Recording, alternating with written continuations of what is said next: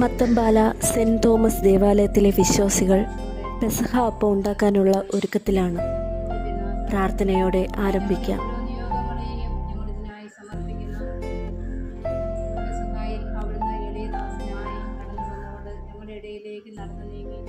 ഞങ്ങളുടെ ഓരോരുത്തരുടെയും പാദങ്ങൾ ചുംബിച്ച ആ എളിയ മാതൃക ഞങ്ങൾ ഓർക്കുകയാണ്. ഒരു കൂട്ടം വിശ്വാസികൾ, ഇടവക ജനങ്ങൾ പ്രാർത്ഥനയോടും വിശുദ്ധിയോടും സ്നേഹത്തോടും കൂട്ടായ്മയോടും കൂടി ഉണ്ടാക്കിയെടുക്കുകയാണ് ഓരോ പെസഹ അപ്പവും. കുരിശപ്പം, പെസഹ അപ്പം, ഇൻട്രിയപ്പം, പുളിക്കാത്ത അപ്പം എന്നൊക്കെ പേരുകളിൽ ഈ പെസഹ അപ്പം അറിയപ്പെടുന്നു.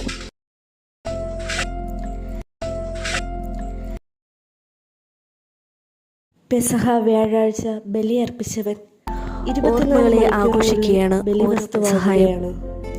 നാം കടന്നു വന്ന വഴികൾ, അങ്ങ് ഈജിപ്തിൽ നിന്ന് കടന്നുപോയത് ഈശോയുടെ കടന്നുപോകൽ, തിന്മയുടെ വഴിയിൽ നിന്നും ഈശോയുടെ കാൽപ്പാടുകൾ തേടിയുള്ള കടന്നുപോകൽ.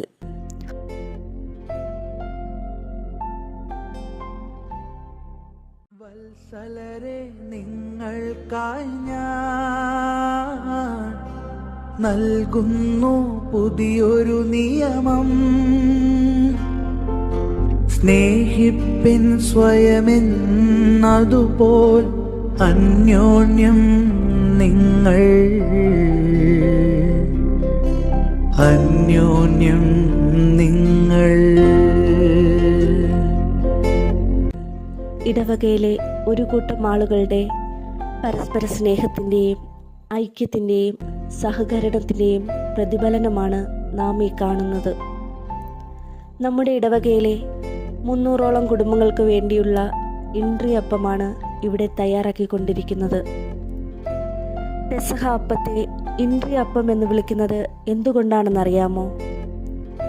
വിശുദ്ധ കുരിശിലെ INRI എന്ന ലിഖിതത്തെ ചേർത്താണ് ഇൻട്രിയപ്പം എന്ന് പറയുന്നതെന്ന് പറയപ്പെടുന്നു. ഇവിടെ ആയിരിക്കുന്ന കുഞ്ഞു മക്കൾ മുതൽ എല്ലാവർക്കും പ്രാർത്ഥനയോടെ ചെയ്തു തീർക്കാൻ ഓരോ കർമ്മങ്ങളുണ്ട്.